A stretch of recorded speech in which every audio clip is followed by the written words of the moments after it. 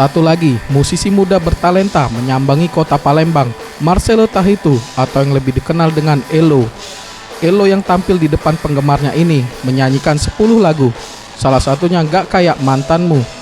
Lagu ini begitu ditunggu warga Palembang, sehingga para penonton pun ikut larut dan bernyanyi bersama. Gak kayak mantanmu yang selalu menyakitimu, gak pernah mau ngurusin kamu, bohongi kamu. Di tengah konsernya, Ello menyampaikan tahun 2017 ini ia akan merilis album baru dengan berisikan 10 lagu.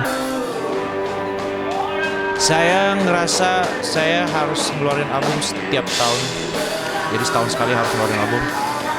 Jadi tahun 2017 ini saya udah mempersiapkan untuk ada album baru lagi. Nanti keluar mungkin habis lebaran gitu.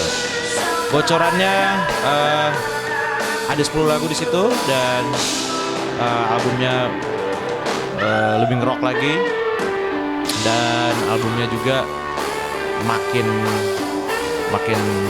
saya banget. Yeah.